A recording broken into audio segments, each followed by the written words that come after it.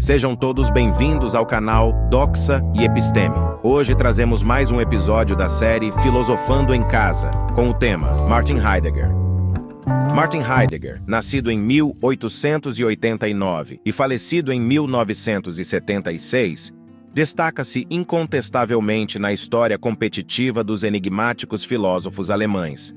Apesar da existência de outros notáveis concorrentes na mesma esfera, sua obra-prima Ser e Tempo, 1927, é incomparável no que se refere à complexidade de estilo e à profusão de palavras alemãs compostas e intricadas, as quais ele próprio forjou. Entre essas criações terminológicas estão expressões como esquecimento do ser, Seinsvergessenheit, enraizamento no solo, Bodenständigkeit, e constituição essencial, Wesensverfassung. Num primeiro momento, sua abordagem pode parecer enigmática e até irritante. Porém, gradualmente, podemos desenvolver uma afeição por seu estilo e perceber que, sob a aparência nebulosa, Heidegger compartilha algumas verdades simples sobre o sentido da vida, os males de nossa época e as sendas em direção à liberdade. É necessário um esforço para apreendê-las plenamente. Ele nasceu e, em muitos aspectos, permaneceu um provinciano e campestre alemão, que tinha um gosto pela coleta de cogumelos, passeios pelo campo e um hábito de se recolher cedo. Abominava a televisão, a aviação, a música popular e os alimentos industrializados. Nascido em 1889 em uma família católica de baixa renda, tornou-se uma figura acadêmica de destaque após a publicação de Ser e Tempo. No entanto, cometeu o erro fatal de depositar sua confiança nas palavras de Hitler durante meados da década de 1930, não sendo o único a fazê-lo. Ele nutria a esperança de que os nazistas pudessem restaurar a ordem e a dignidade da Alemanha, alinhado com o clima da época. Isso o levou a proferir discursos inflamados e tentar excluir os acadêmicos judeus da Universidade de Freiburg, onde atuava como reitor. Essa fase de insanidade é quase compreensível, embora tenha sofrido duras consequências por ela. Após a derrota alemã em 1945, passou por um processo de desnazificação e teve sua autorização para lecionar revogada até o final da década. Surpreendentemente, no entanto, sua carreira foi se reerguendo gradualmente, o que comprova a força atrativa de suas ideias. Ele, no entanto, passava cada vez mais tempo em sua cabana na floresta, distante da civilização moderna, até seu falecimento em 1976. Durante todo o percurso de sua trajetória, ele se empenhou em nos auxiliar a viver com maior sabedoria. Desejava que cultivássemos a coragem de encarar certas verdades e adotássemos uma existência mais plena, equilibrada e contente. Sua filosofia não se limitava a um exercício acadêmico. Tal como ocorria com os antigos gregos, ela se configurava como uma vocação espiritual e uma modalidade de terapia. Heidegger diagnosticou que a sociedade moderna carrega consigo várias e novas enfermidades da alma. Esquecemos de perceber que estamos vivos. Na teoria, já possuímos esse entendimento, evidentemente, no entanto, em nossas rotinas diárias, não estamos adequadamente conectados com o profundo enigma da existência, o que Heidegger se referia como Dasein, ou seja, o ser. Uma parte substancial de sua filosofia se concentra em despertar em nós a percepção da estranheza de nossa presença em um planeta em rotação, dentro de um universo que parece sereno, estranho e desabitado. Apenas em ocasiões raras, possivelmente tardias na noite, quando estamos doentes e solitários durante todo o dia, ou em uma caminhada pela paisagem campestre, nos deparamos com a enigmática singularidade de tudo isso. Por que as coisas existem da maneira que existem? Por que estamos aqui e não ali? Por que o mundo se manifesta da forma que conhecemos? Por que essa árvore ou aquela casa assumem suas características específicas? Para capturar esses raros instantes em que nosso estado habitual oscila ligeiramente, Heidegger se refere com letras maiúsculas ao mistério do ser. Toda a sua filosofia se dedica a nos fazer reconhecer e responder apropriadamente a esse conceito bastante abstrato, porém essencial.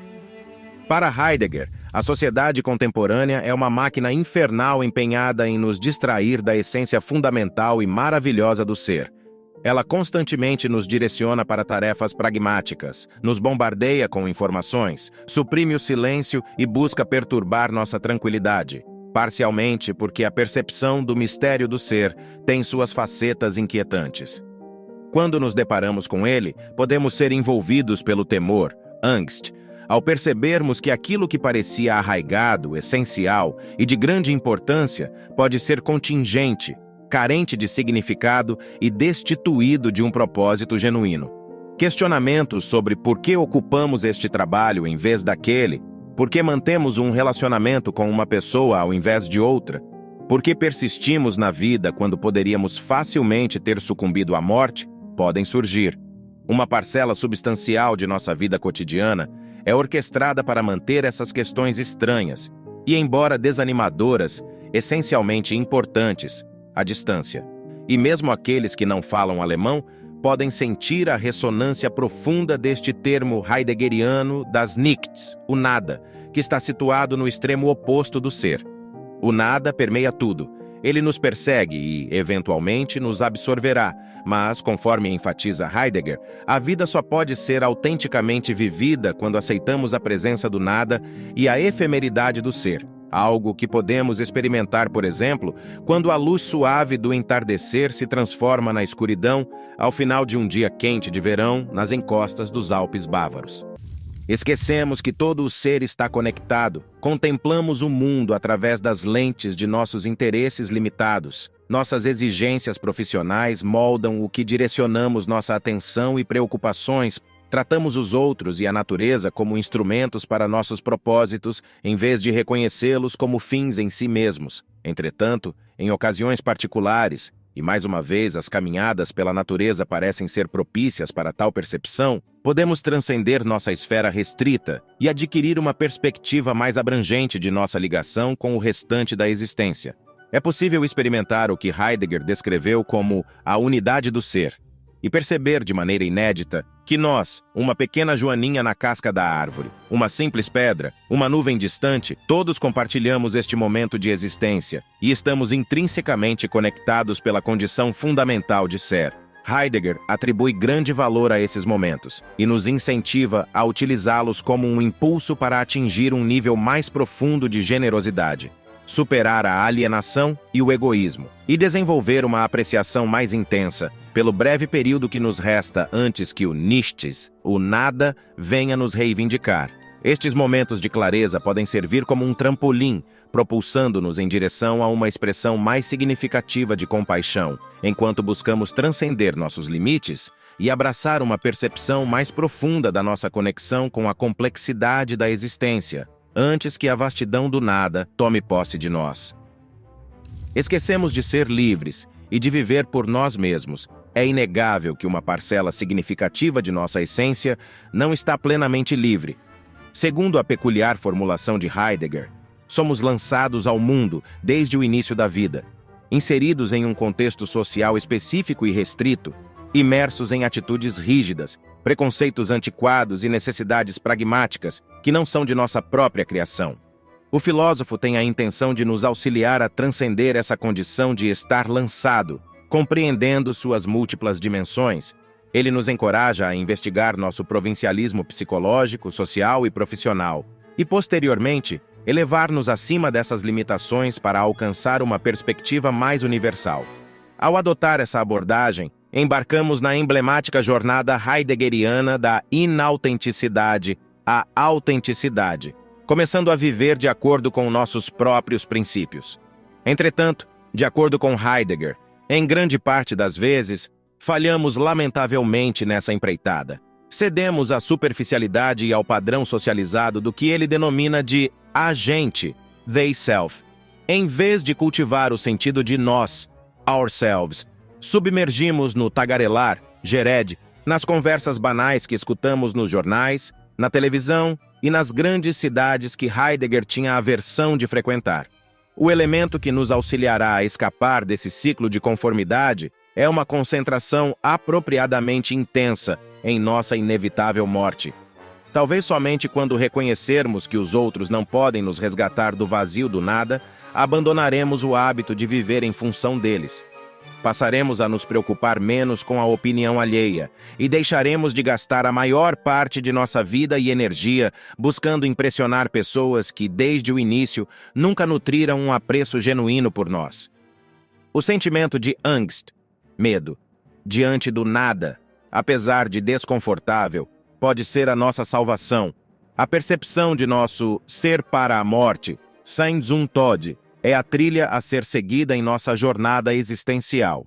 Em uma conferência realizada em 1961, quando questionado sobre como recuperar a autenticidade, Heidegger respondeu de maneira concisa que deveríamos simplesmente passar mais tempo em cemitérios.